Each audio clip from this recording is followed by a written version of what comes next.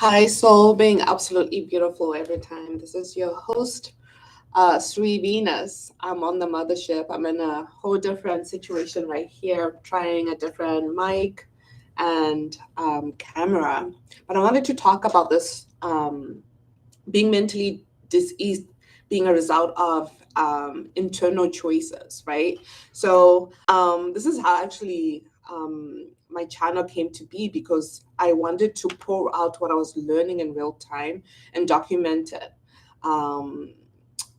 somewhere so that I could actually share the process, the steps, the what was going on in my head. And if you guys don't know, I suffered from depression. I suffered from um, anxiety, panic attacks. I wasn't emotionally intelligent at all. I experienced a darkened heart. I constantly felt like a victim to how other people showed up.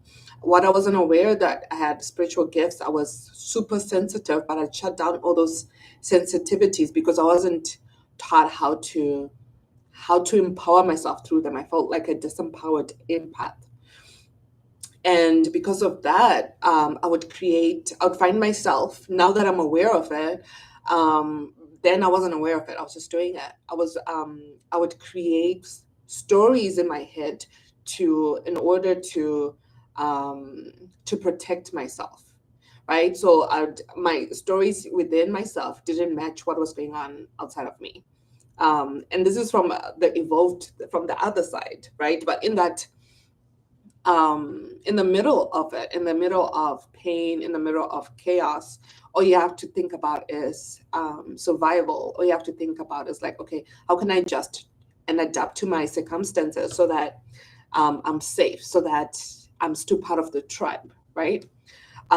It's only once you get out of the toxic dynamic, toxic um, upbringing that you actually start seeing it for what it is, that oh yeah, these people are in pain, they just don't know how to navigate that pain. And I got taught through that pain how to navigate the world, and it's not healthy because it's not loving towards me, it's not loving to my fellow human beings. And it's all about the internal choices we're making, right? So if you think about the moment you got out of the birth canal, right? You didn't know anything, you had no identity other than just pure awareness. And it is until your parents, your caregivers, your whoever brought you up, including your teachers, including um, whoever brought you up, who influenced the way you see and perceive yourself through the world, the way you perceive other people, where you place yourself. They told you what to believe, how to think, and because as a kid you don't really listen to what people are saying. You pay attention to what people are doing. That's how you actually learn. That's how we learn, right? The people who are the most impactful are the people who are doing it, right? And then they come back, they're like, oh yeah, this is how I did it, because they embodied, right? So we pay more attention to embodiment than people who just talk, talk, talk. So you were paying attention to like, oh, okay, this person, my parent um, deals with these kind of problems this way. And that's how you learned to navigate the world. So when you're not aware that you're doing that, you become a victim to it. You know, you keep spiraling and you keep watching other people flourishing, right? And those people, they're brought in by universal intelligence to show us that, hey, there's a better way to do it. So pay attention to this person. You can learn from it. But when you're disconnected from your heart and you're only connecting to other people through your lower heart, right? I talk about this all the time in my where I support my clients. You When you're disconnected from your high heart and you're only connecting to people, to yourself and others through your lower heart, you you see everyone through um, you see everyone, yourself and others, disempowered, right? This might come as the wounded ego, let's creating stories from your wounded ego, but your ego is so strong because that's your sense of self, that's your identity in the world. And for you to evolve from that, you have to have an ego death. And the ego doesn't like dying, it wants to keep straight, right? So when you see somebody else thriving more than you, and you're like, your wounded ego will try to find something wrong with it, right? And I'm not pointing you out. I'm just speaking about human nature here. Um, when you're not conscious, when you're not evolved, when you're not actually doing the work, you see other people as the problem. You try to look for something wrong with them. You try to, you put more energy to bully the person, right? To create that bully dynamic, to create that toxic dynamic, because you don't know how to create a safe space and take responsibility for your shadow, right? So right now in society, especially with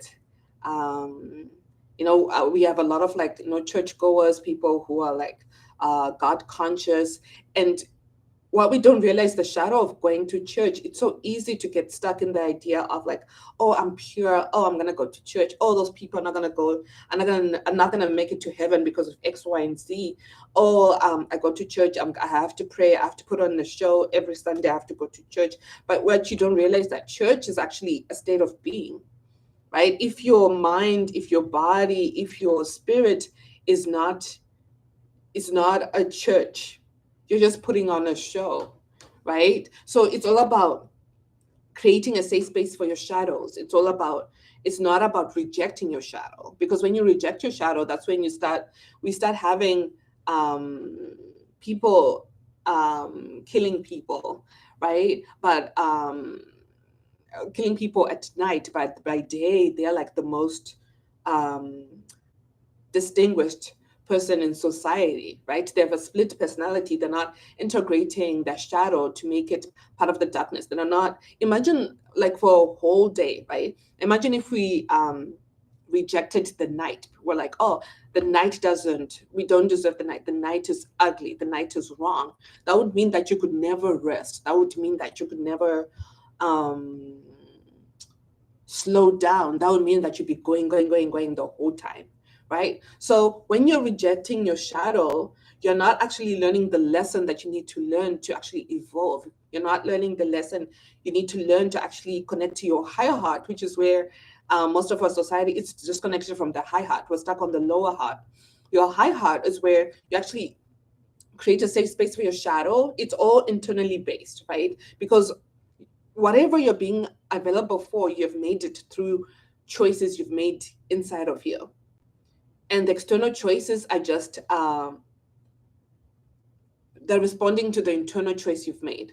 Now, the internal choices, you're either making them consciously or unconsciously. I'm using psychology here. There's a thing called subconscious mind, where again, we go back to when you first came into this world, right?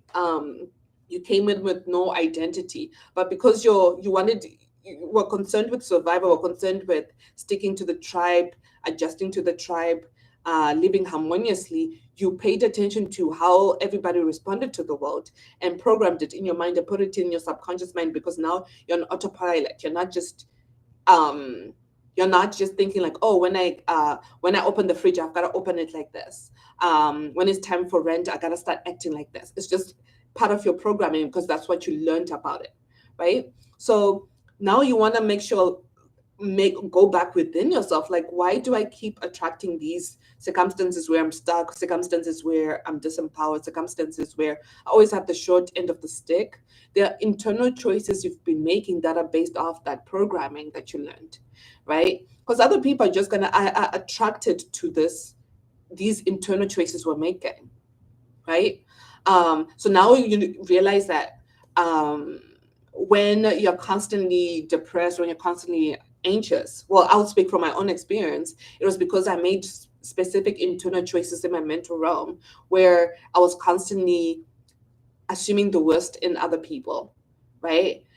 Because that was the programming, right? My parents grew up during wartime, so they had PTSD, and I didn't know they had PTSD until I got really into psychology. I was like, oh, that's what was going on, right? So it helped me remove myself from the dynamic of, oh, this is happening to me, boo-hoo, to realizing, oh, this had nothing to do with me. It's just unfortunate I got born into this and I didn't have any tools to heal themselves, right? So it helped me evolve from my lower heart to my higher heart, where I was like, oh, okay. I didn't have tools either. So I can forgive myself for my past internal choices because I was just responding to what was going on within me, right? So once I brought light to the shadow, that's when the dis-ease eased out. Right? So you realize like, oh, diseases are coming from a place of not being in harmony with yourself, from rejecting your shadows instead of like actually working with it. So like, for example, it's like when you get a cut, right? When you get a deep wound, you're not like, oh, ew, ew, ew, a wound, and then you just like wrap it. No, you if you don't attend to it, it in the wound infests. It gets bigger. It gets more damaged. Is that the right word? You know what I mean, right? It's when you actually attend to the wound and you look at it. Even if it's not pretty, it's not nice to look at. It's not it's scary, it's painful, but you gotta attend to it and clean it and then bandage it and then, take your meds, right? You gotta go through that process of that uncomfortable process of actually digging deep to see like where is the wound, where is the core that I'm responding from. And we're not perfect. I mean, I know like we love, especially in the spiritual community and we love to portray an idea of being pure, of being perfect, because we want to be accepted. Who doesn't want to be accepted? Who doesn't want to belong? Who doesn't want to be chosen? But you got to realize for that to happen from a place of authenticity, which is what you really want, because it creates depth. It creates, you don't have to perform for it, for being chosen, for being wanted, for belonging. It's when you actually choose and accept and embrace all parts of you. That's when you come at home with yourself. You become um at ease with yourself, because you're just like everything that where the light is shone, you know what to do with that. You know how to integrate that. You know how to befriend that and actually extract the gold out of that, because you know the mechanics of your mind, like, oh, this is what the programming that I got, I learned it from that, or I learned to respond like that for survival's sake because of my caretakers were like this, were like that, right? So this will actually, not taking things personally, comes down to just learning about your human nature, our human nature, how the brain works, right? How trauma works, um, how you work in response to your trauma, in response to your wounds, because that will make you understand, like, oh, all this stuff happening outside of me, it's just responding to what's going on. It's just bringing to light to things that I need to go and take care of within me, so I can make better internal choices that are in alignment with my dream self, that are in alignment with my higher self, because your higher self is what actually frees you from these mental prisons. It's what actually frees you um, from feeling like you're a victim to everybody, right? Taking responsibility for what is within your control, because the ego loves to believe that everything is within our control, that how other people show up, how other people respond to us is within our control. Yeah, you can do only so much, right? You can influence people through, I mean, seduction, looking cute, looking pretty, whatever, right? Taking care of yourself and speaking in a certain tone. But I'm talking about controlling the fullness of somebody. You can't do that, right? You can only invite somebody to respond to you a certain way, right? Which is where the fun part is. But I'm talking about actually being comfortable with your true self and not having to manipulate and seduce people from a wounded place, not having um, to create stories that are not true so that you can protect your sense of self, your wounded self, right? It's about having courage to actually hold space for all parts of you that are not so pretty, that are being reflected back to you, and saying, oh, wow, human, I love you. You're not perfect, but thank you for existing, because I came here for the human experience. If I was to be perfect, why would I incarnate on earth? Why would I be here? I came here to expand, to become more, to evolve, to experience me, to experience life. And from there, when you create that safe space for your darkness, because the darkness is where what actually helps you cultivate more, to cultivate higher, to cultivate light. You need that darkness and light, right? The yin yang, the duality. You gotta accept the both dual aspects, both dual aspects. We gotta expect both so that you can become whole. Both the good and bad. And I'm not saying that act from the badness. I'm saying become aware of how you create dis-ease within yourself and dis-ease for others, and take responsibility for the internal choices that you're making to create that dis-ease. And once you take responsibility and you ask yourself, like, okay, what need am I trying to fill with this? And then from there, from that healed, nurturing, self-loving, self-accepting way, you get information that helps you to have a better relationship with yourself and to make better internal choices for yourself. And also it's going to trickle over to other people, because when you make better internal choices, those people you weren't so nice to in the past, they heal from it, because it's about coming full circle. Because everything, any disagreements you have and you hold in your mind, you're always going to have to come full circle. And when you don't come full circle, you're holding on to it, you're holding grudges. That's what's creating uh what do you call it? It's a word for it. um when you're hoarding energy, so when you're hoarding energy, and you're not flowing, I mean, think of a river that's just clogged up. It's not healthy, right? You want to continuously flow, even if it's uncomfortable. It's not like you're gonna stay uncomfortable forever.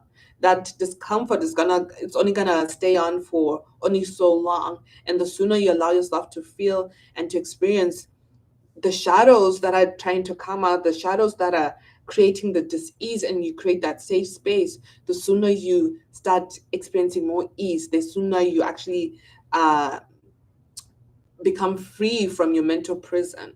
It's when you're trying to hold it in and trying to create a picture perfect version of you. You're trying to protect your sense of self. That's when you're bottling everything up. Let that ish out. Let it overflow. Right? And this is what I help you with. I've walked that path. I've had dark night of the soul. I've been depressed, God not for how long, but I found a way out. And it's all about the internal choices that you're making, and the internal choices that you're making yourself available for. And you want to up level your perspective of all the choices you've made, so that you can connect to your high heart, so that you can upgrade your consciousness, so that you're not a victim but a victor, so that you're not a victim of your mind, but you're a sovereign being, right? It's all about evolving, and not staying stagnant. So I hope this spoke to you. I got distracted with my little thing here. But I'm here for you, and there's free resources in my free group. You can find the link below. Otherwise, I have one-on-one support and group support. You can find that under currently enrolling. But yeah, see you on the other side.